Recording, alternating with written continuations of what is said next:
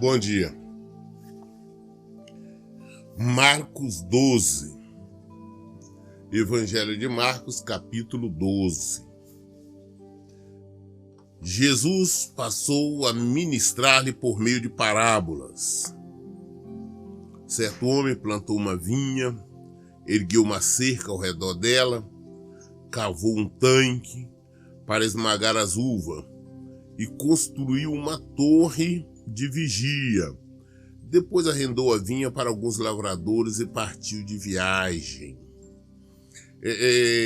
Jesus, contando a parábola, tinha o hábito de pregar, de ministrar através de parábolas. Parábolas é uma maneira ilustrada de referir-se a determinado assunto. Jesus estava explicando, um assunto, falando então por parábola. É uma maneira, digamos assim, desenhada de falar. E então ele agora contou uma parábola que serve para nós de várias maneiras. Então nessa parábola, que é uma pequena história, ele conta dizendo que um senhor plantou, fez ali uma plantação de uva, que é uma vinha, cercou ela direitinho, fez um tanque para prensar ali, que é para fazer o suco de uva, para tirar o suco de uva, fez uma torre de vigia para tudo direitinho, e depois arrendou para uns lavradores. Ele fez tudo, montou toda ela e arrendou para algumas pessoas, como tem hoje ainda as pessoas têm o ato de arrendar terras, arrendar plantações. Então, que começando, Muito bem. Versículo 2. Chegando a época da colheita, enviou um servo aos lavradores com o objetivo de receber deles a sua parte do fruto da vinha. No entanto, eles o agarraram e espancaram e o mandaram embora de mãos vazias. Então lhe enviou outro servo e também lhe bateram na cabeça e humilharam. E enviou outro ainda, o qual assassinaram. Então enviou muitos outros, mas alguns agrediram e a outros mataram. Então, quando foi na época, ele arrendou a plantação de uvas. E no momento, então, da colheita, na época da colheita, ele foi para receber a parte, o quinhão dele, a porcentagem dele. Porque o arrendamento, quando você faz um arrendamento, na época da colheita, você recebe, então, a parte que lhe cabe, proporcional à colheita da pessoa, Aquilo foi combinado. Então, no momento certo, ele mandou, então, os empregados dele, o servo dele, para receber a parte dele. Eles fizeram o quê? Eles bateram nele e expulsaram. Ele mandou de vazio, não pagaram nada, Ele enviou outro servo, também agiram da mesma forma. Bateu, espancou, mandou de mão vazia. E vários outros ele enviou e foram espancados, voltaram sem nada. Outros eles mataram. Primeiro, o senhor está se referindo isso aí a Israel, tá? Israel, Deus tirou o povo do Egito, preparou Israel, deu a terra de Israel para eles, colocou eles lá, estava cuidando deles e tão somente pediu que eles obedecessem a sua palavra, guardassem os seus mandamentos. O pagamento que o Senhor queria era somente isso, que vivesse de acordo com a palavra deles. E da promessa que enquanto vivesse de acordo com a palavra dele, teria o cuidado, a atenção, o amor, a proteção do Senhor. E disse para eles jamais se desviarem, adorar outros deuses ou agir de maneira errada. A única coisa que o Senhor pediu.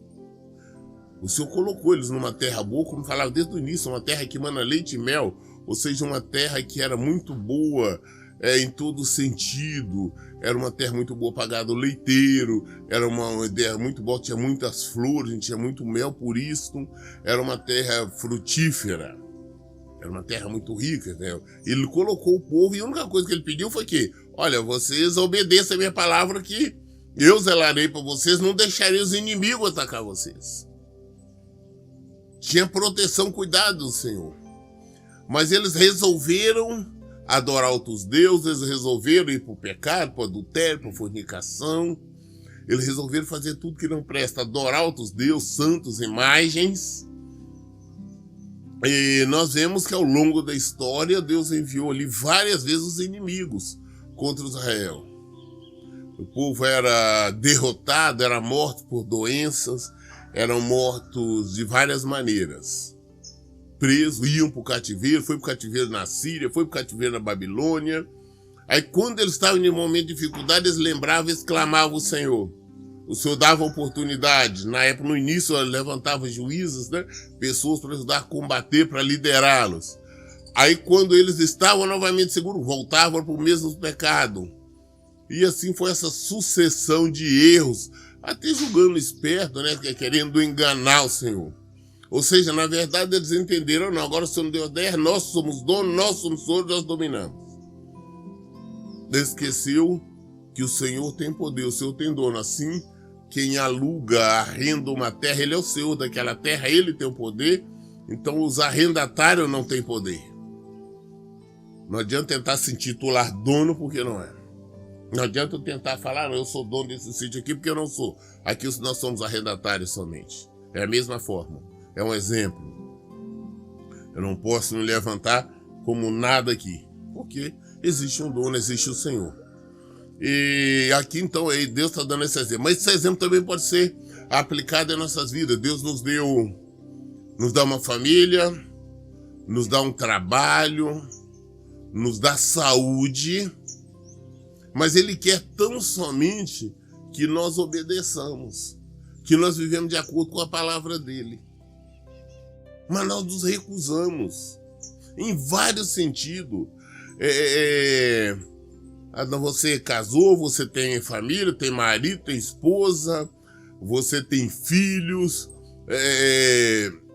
mas você começa antes não, no início você ia para a igreja, buscava o Senhor, orava, lia a Bíblia, meditava, mas depois você se afastou. Foi até, ou seja, tomar promessa agora, não tem minha família. Aí começa a fazer do seu jeito, frequentar outros lugares, ir para o mundo. Esquece do Senhor, abandona o Senhor.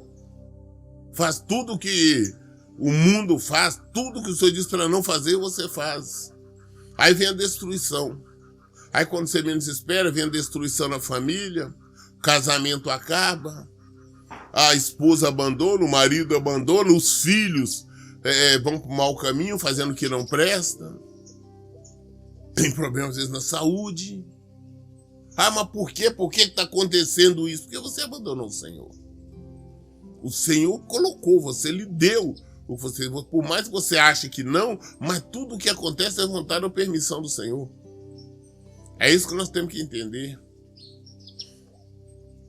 Ou outra situação, você está desempregado, Deus abre umas portas, você começa a trabalhar, tem um emprego, bom emprego, ruim, tem um emprego, ou você tem sua empresa, ou você é um prestador de serviço, ou não importa, você está trabalhando, tem o seu sustento, tem como manter a sua família, tem como sustentar a sua família, tem como viver com honradez, tá? Por mais que todo mundo hoje passe dificuldade, por mais aperto você passa, mas você tem um sustento.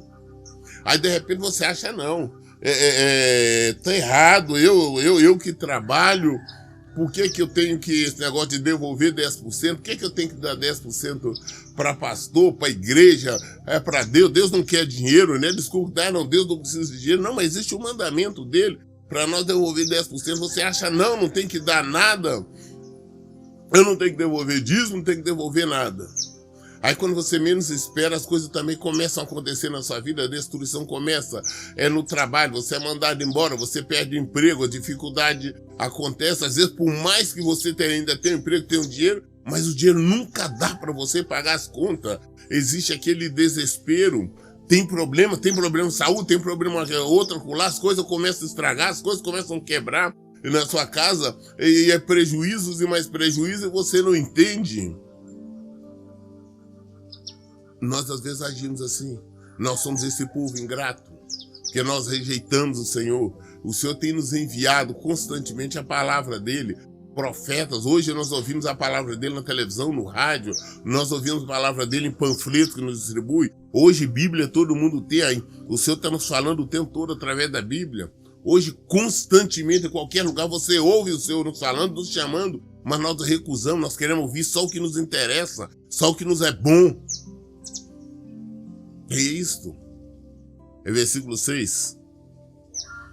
Porque eles tinham, versículo 5, tinha enviado outro com assassinaram, então enviou muitos outros, mas alguns agrediram e outros mataram. Finalmente restar-lhe enviar seu próprio e amado filho. A este lhe enviou-os, com a seguinte intenção: a meu filho respeitarão. Depois deles ter matado, como estavam falando os profetas, como nós vimos, né, vários que o Senhor enviou, vários homens de Deus. Nós vimos a situação ali de Jeremias, o mais foi espancado, sofreu Jeremias.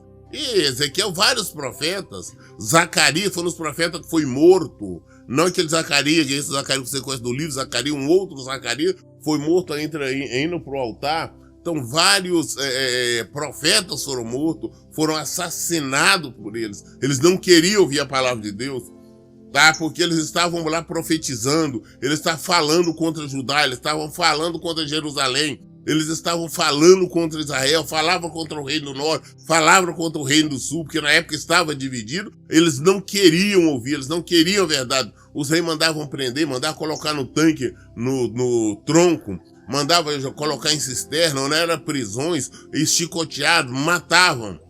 Aí agora no final o que acontece? Jesus está nessa parábola, ele está mostrando isso. Aí então enviou quem? A Jesus, o seu filho. Falou, não vou enviar o meu filho. Possivelmente o meu filho vão respeitar. Assim como esse homem desta parábola que alugou essa vinha, essas terras, e os cobradores que ele mandava cobrar parte foram espancados. No final não teve outra alternativa, ele enviou o filho dele. Falou, não, pelo menos é o meu filho, eles vão respeitar. Falou, não, é o Senhor, né? É o seu herdeiro.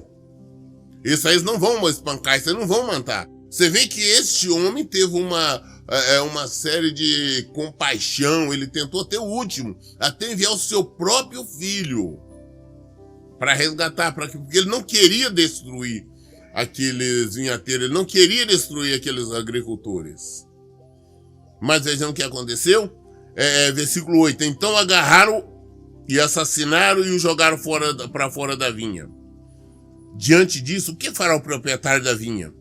Virá, destruirá aqueles lavradores e outorgará a vinha a outros vinicultores.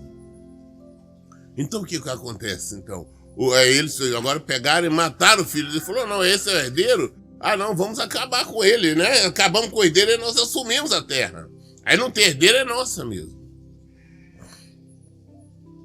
Então é exatamente o que a palavra diz. O que vai fazer o Senhor? Vai vir uma turma, vai matar, vai acabar com aqueles e vai arrendar as terras a outros agricultores. Deus, depois de ter enviado vários profetas, vários homens de Deus, vários servos, aí no final enviou o seu filho amado. Deus não queria tirar a vida, Deus queria dar a vida. Exatamente para evitar que o povo perdesse a vida. Para evitar que os judeus, os israelitas, perdessem a vida. Ele enviou o seu filho. E o que eles fizeram?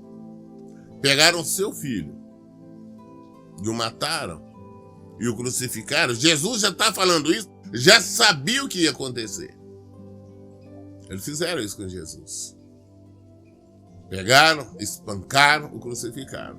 Não, agora somos nós. E foi através daí o que aconteceu? O Senhor, então, aconteceu exatamente o que está no versículo 9. Aqueles ali que fizeram isso com o Senhor, com certeza perderam a salvação. Não tem salvação. Israel até hoje vive na luta. Mas a palavra dele alcançou a todo mundo. Foi arrendado a outros agricultores que somos nós. A palavra dele alcançou o mundo todo. Porque foi rejeitada pelos seus. O Senhor também nos dá bom emprego, o Senhor nos dá um trabalho, um emprego, casa, família, esposa, marido, filhos, nos dá saúde. Mas nós o abandonamos, nós rejeitamos, nós não queremos obedecer, porque às vezes as pessoas acham que pelo fato de estar falando, citando o nome do Senhor, quer dizer alguma coisa. Ah, não, eu estou adorando a Deus, eu adoro. O povo de Israel fazia isso. O tempo todo eles estavam prestando culto, adoração a vários outros, outras divindades lá, qualquer coisa, mas diziam também que amavam o Senhor. O tempo todo falavam isso. Assim também nós vemos hoje o povo. Ele vive no pecado, nos adultérios, na prostituição, na maldade, nas mentiras, nos enganos, e ficam citando o nome do Senhor. Ah, dizendo que, não, eu sou do Senhor. Nós vemos religiões aí onde o povo adora todo tipo de imagem, todo tipo de coisa, e fala, não, eu amo o Senhor. Não é verdade. Amar e obedecer, Jesus já nos mostrou.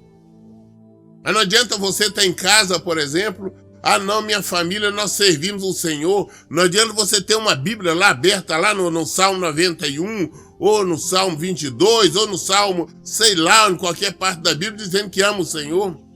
Não adianta você ir uma vez ao ano, ou de 6 em 6 meses à igreja. Não adianta nada disso se você não obedecer. Ou não adianta você estar indo a templos. Mas se você não está obedecendo, não adianta ficar ouvindo hinos, músicas evangélicas, cantando o tempo todo, se você não está obedecendo. Por isso, as lutas vêm. Nós temos que entender que não existe nada que acontece no mundo que não é a vontade e a permissão do Senhor. Assim como nessa parábola, Deus mostra que o Senhor ia lá e destruiu aqueles agricultores. Nós também temos que entender que o nosso Deus é amor, mas ele é juízo. É o Senhor que traz a destruição. Quem matou os filhos primogênitos lá em Israel foi Deus, não foi o diabo. Não, a Bíblia fala que foi ele. Quem matou os hebreus lá no deserto, fez eles rodar durante 40 anos e matou eles lá, foi Deus. Quem destruiu a cidade de Sodoma e Gomorra e os arredores ali foi Deus. Quem enviou os inimigos contra Israel foi Deus. Quem enviou a Babilônia contra Israel foi Deus. Israel e Judá foi Deus. Quem levantou Nabucodonosor, o rei da Babilônia, foi Deus. Tudo é Deus, tudo é vontade e permissão dele. Agora quem enviou, por exemplo, quando todo mundo está falando, tem gente falando que esse vírus está nos atacando agora é do diabo, não é do diabo não. Foi Deus que enviou, foi Deus que permitiu. O Covid-19, sim, é vontade, é permissão de Deus. Entenda uma coisa, o nosso Deus é soberano, o nosso Deus é poderoso. Se ele falasse, não, eu vou acabar com isso, ele acabaria. Num questão de segundos. Porque ele tem o poder de tudo. Por que ele não acabou e está deixando acontecendo no mundo todo? Porque o pecado está prevalecendo. A falta de amor, falta de respeito ao Senhor. Agora estou vendo muita gente falando no Senhor, está clamando, mas não se convertem. Não basta ficar fazendo a oração, tem que se converter. Tem que abandonar o erro, tem que abandonar o pecado. Por que está o pecado? Por que está essa mortandade? Isso é só o início, as coisas piores virão ainda. Virão exatamente por causa da desobediência, da rebeldia do povo. Nós temos que compreender isso. As pessoas ficam fazendo uma confusão enorme, vivendo uma religião que não é o evangelho. Não, isso está acontecendo, é porque tem que pedir a Deus para tirar. Tira primeiro os pecados. Abandona os pecados. Já imaginou se Deus não quisesse, então tivesse essa epidemia, essa coisa, e o diabo fizesse essa memessa sem Deus querer? Então nós não tínhamos que adorar a Deus, não tínhamos que temer a Deus, não, nós tínhamos que temer o diabo, ele tem mais poder do que Deus. Se fosse assim, mas é Deus. O diabo não faz absolutamente nada sem a permissão do Senhor. O diabo não passa de uma espécie de anjo vingador, e ele só faz porque o Senhor age pela palavra. Nós nunca vivemos uma situação onde o mundo está realmente apodrecendo no pecado como está agora. Nunca se defendeu tanto aborto, nunca se defendeu tanto homossexualismo, nunca se viu tanta desonestidade, nunca se viu tanta frieza no amor, nunca se viu nada disso como está acontecendo agora. Defesa do erro tem um preço. Por quê? É exato por causa dos pecados. Por causa dos pecados. É por isto. Então o que nós precisamos é converter. Não é só clamar ao Senhor. Ele tem enviado o seu filho para nós. Nós temos rejeitado.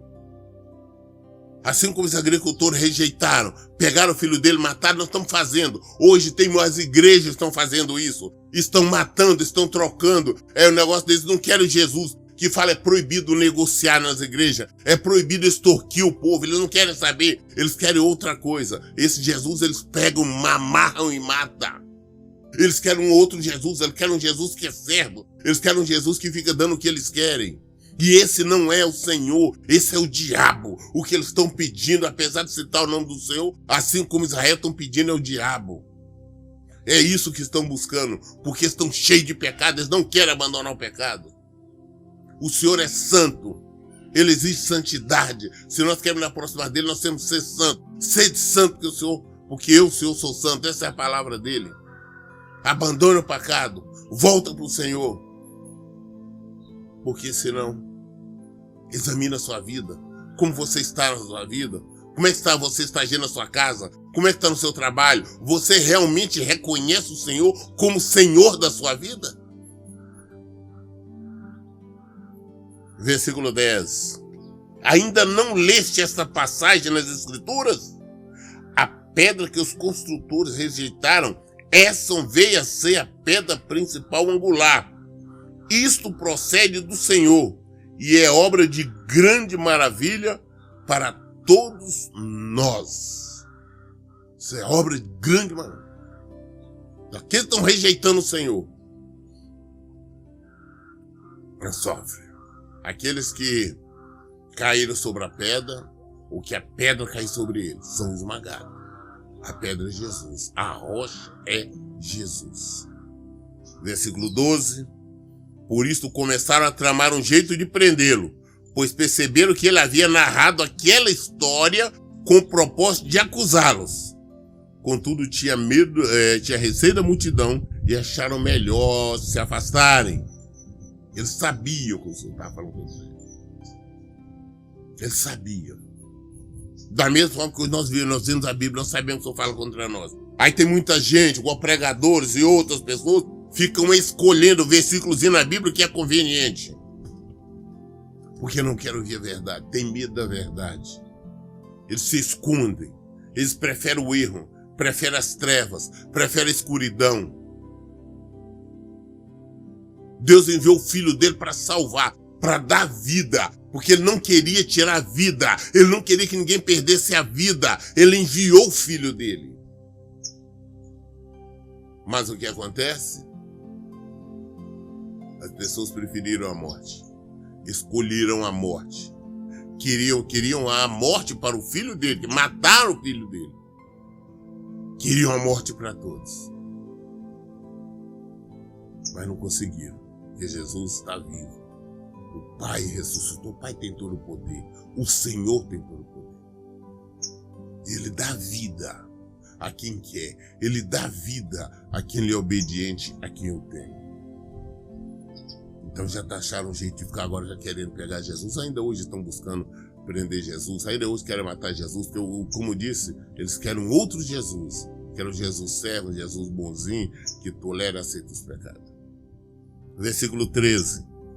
Mais tarde enviaram a Jesus alguns dos fariseus e herodianos para tentar condenar-lhe alguma palavra que proferisse. E ao se aproximar, lhe questionaram: Mestre, sabemos que és verdadeiro e que não te deixes de influenciar por ninguém, pois não te impressionas com a aparência exterior das pessoas, mas ensinas o caminho de Deus em conformidade com a mais pura verdade. Assim sendo, diga-nos, é lícito pagar imposto a César ou não? Então enviaram agora uns religiosos com a intenção de armar armadilha para pegar Jesus, ver se ele falava alguma coisa contra Roma, contra César, porque naquela época Israel vivia sob o domínio de Roma, sob o domínio de César, de Augusto César. Então, como estava sob o domínio, falou, não, agora se ele falasse contra a lei de Moisés ou contra César, teria um motivo para acusá-lo, para prender, para matá-lo. E vieram todos cheios de elogios, de palavras falsas.